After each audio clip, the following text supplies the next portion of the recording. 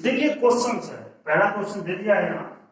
पहले क्वेश्चन में क्या कह रहा है, पहला पूछ रहा है ऑर्डर, आदियों की कोट पूछ रहा है। ये क्या पूछ रहा है? कोट। इसमें कोट देख रहे हैं, 3 रो है, कॉलम कितने हैं? 4। 3 × 4 हो गया।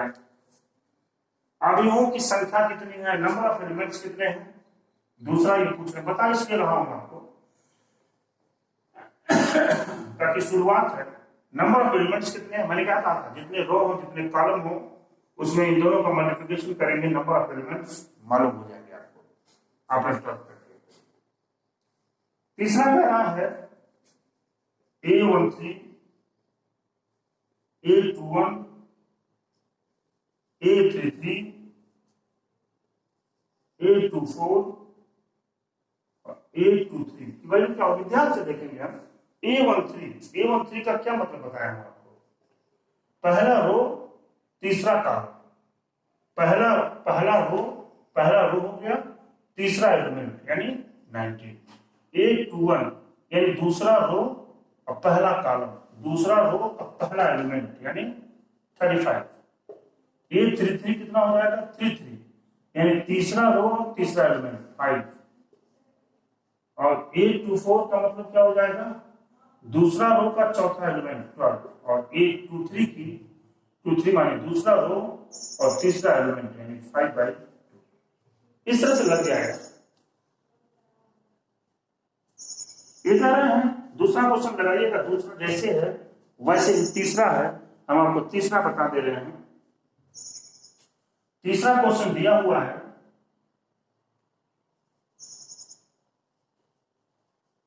एलिमेंट्स बराबर 18 है और नंबर ऑफ एलिमेंट्स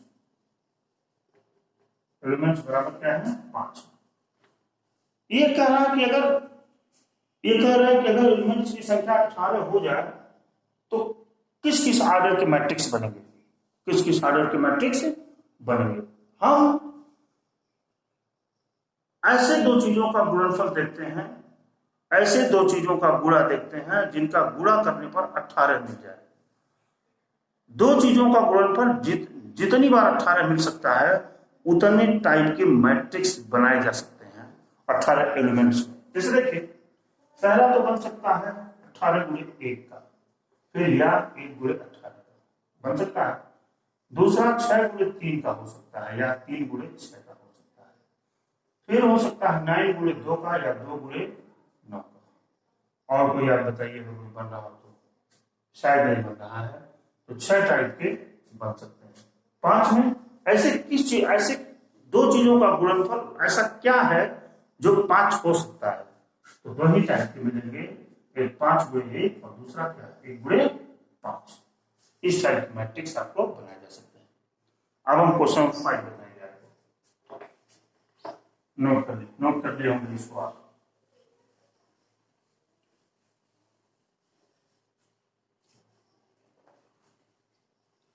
क्वेश्चन 5 कह रहा है एक 3 × 4 अवयव की रचना कीजिए जिसके अवयव निम्नलिखित प्रकार से प्राप्त होते हैं। चलिए एक 3 × 4 का एक मैट्रिक्स बनाइए। A बनाएंगे A11, A12, A13, A14। दूसरा क्या हो जाएगा? A21, A22, A23, A24 हुआ। फिर A31, A32, A33, A34। इसका ऑर्डर क्या है? 3 × 4 का बन गया। हम आपको इसमें दूसरा पार्ट बताते हैं।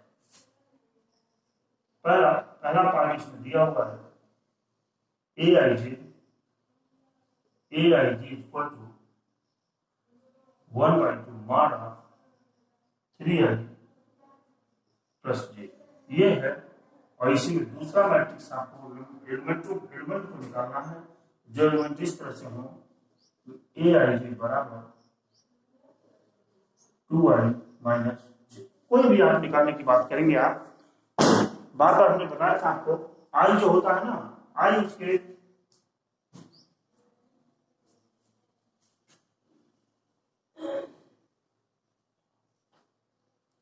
हमने आपको सब बताया था आई जो होता है ना वो रो की संख्या होती है, रो होता है, जे कॉलम।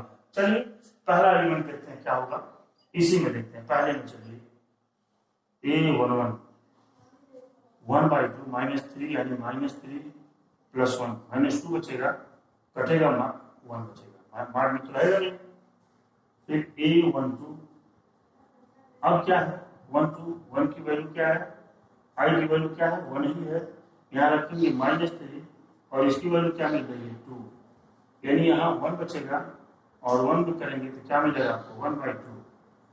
तीसरा निकालेंगे 1 3, यहाँ तो -3 है और यहाँ क्या सिर्फ जे है, ये +3 बचेगा यानी 0, 3 तो निकल गया।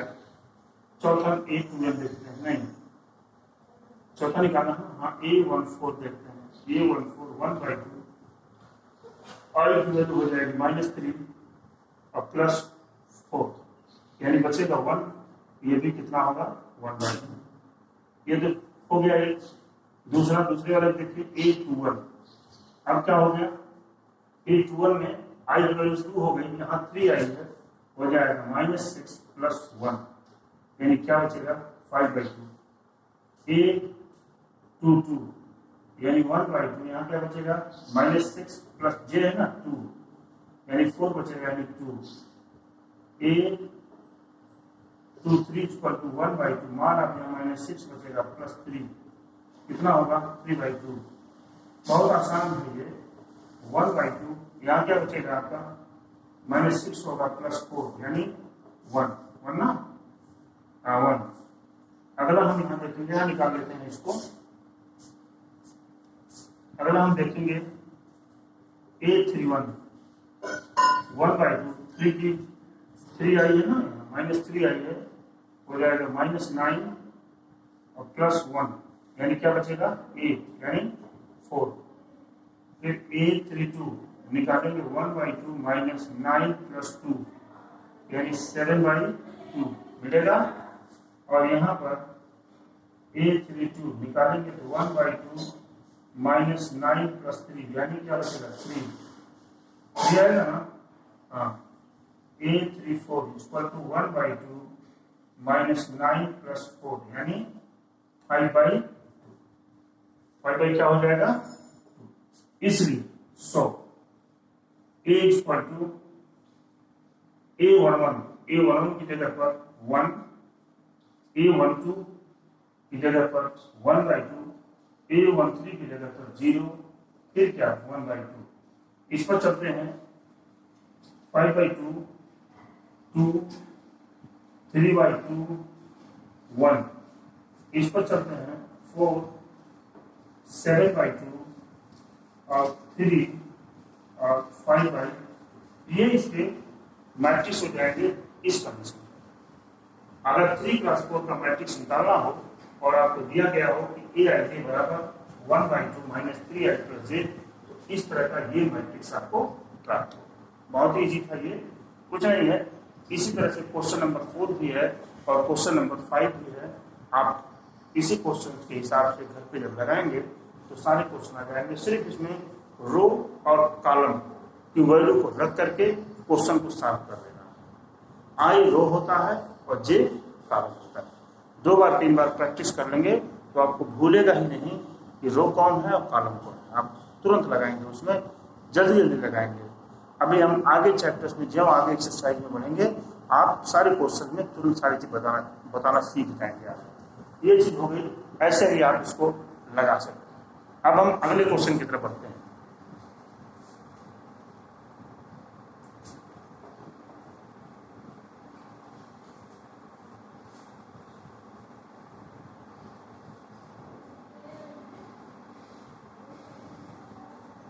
देखिए क्वेश्चन 6 में कह रहा है what will be value of x y z. X y का मान क्या होगा। सारे क्वेश्चन बहुत अच्छे हैं। हम इसमें से आपको छठवां का तीसरा पार्ट बताते हैं। देखिए तीसरा पार्ट बताते हैं। आइए, x + y + z फिर है x प्लस जेड, फिर है y प्लस जेड, और ये बराबर दिया हुआ है 9, 5, 7।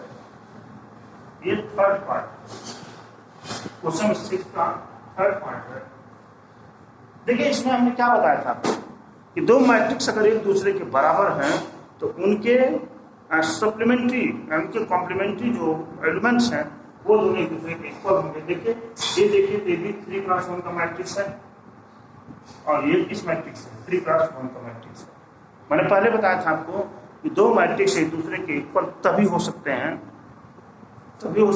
जब वो बराबर आर्डर के हो, बराबर आर्डर से लेके भी 3x1 इसके संगत वैल्यू एक दूसरे के इक्वल होंगे, यानी x plus y plus z बराबर क्या 9, फिर x प्लस जेड बराबर क्या 5, और y प्लस जेड बराबर 7। इसी वैल्यू को कर देंगे equation 1, equation 2 and equation 3। x Z की वैल्यू 1 में रखेंगे, x और z की जगह पर हम क्या रखेंगे 5, तो y की वैल्यू क्या मिल जाएगी, y की वैल्यू मिल जाएगी 4, और यहाँ से y बराबर जब 4 रखेंगे z की वैल्यू क्या मिल जाएगी 3, और यहाँ से z बराबर 3 रखेंगे x की वैल्यू क्या मिल जाएगी। देखिए इस तरीके से मैंने प्राप्त कर लिया इसको।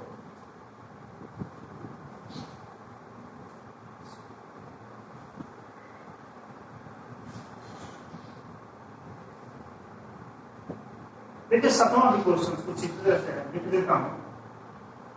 क्या आता है a minus B 2a minus B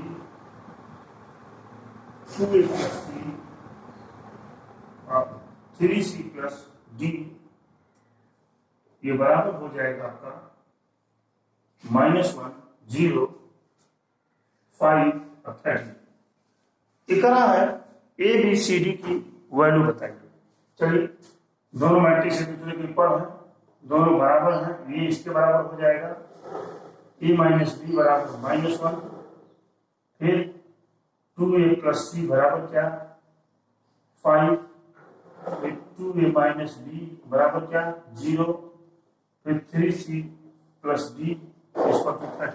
solve करेंगे और a b c d की वैल्यू निकालेंगे। यहाँ से b की वैल्यू क्या मिलेगी आपको, यहाँ से b को अगर हम इधर कर देते हैं, ये इंप्लाइज करेगा b बराबर 2a, b बराबर 2a। इंप्लाइज किया, इस b की वैल्यू हम समीकरण 1 में रख देते हैं, यहाँ से मिलेगा a माइनस 2a बराबर 1, यहाँ क्या बचेगा a बराबर -1। a की वैल्यू -1 आई।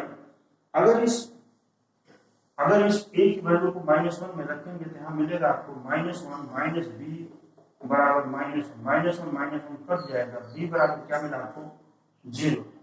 अगर b बराबर 0 मिलेगा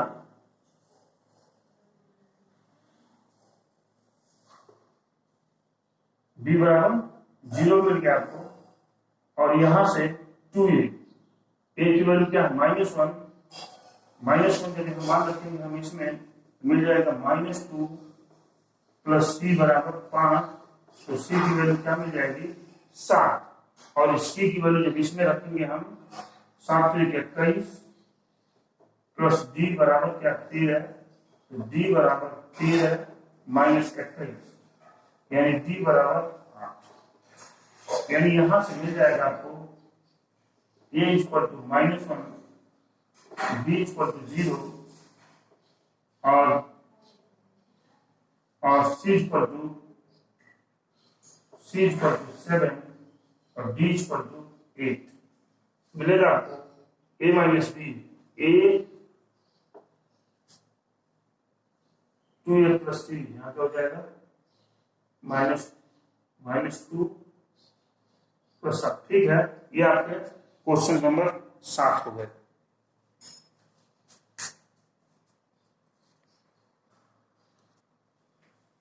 बाकी क्वेश्चन जो भी हैं, बाकी क्वेश्चन इधर सब आप लगा ले जाएंगे। 8वां भी क्वेश्चन इसी तरह से, 8वां तो ऑप्शन में दे दिए हैं, ये 8वां क्वेश्चन है।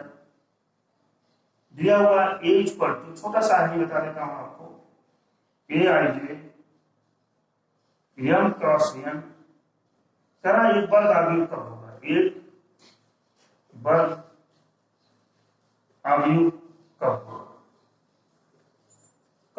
वर्ग आव्यूह माने स्क्वायर मैट्रिक्स। हमने आपको बताया था स्क्वायर मैट्रिक्स तभी होता है जब उसमें रो और कॉलम दोनों की संख्या क्या हो, समान हो। तो ये एक ए आई जे जो मैट्रिक्स है, ये स्क्वायर मैट्रिक्स कब होगा, जब इसमें m बराबर n, यानी रो और कॉलम की संख्या क्या हो जाएगी, इक्वल हो जाएगी। इस स्थिति में 3.1 चैप्टर एंड हो गया है, 3.1 चैप्टर एंड हो गया है।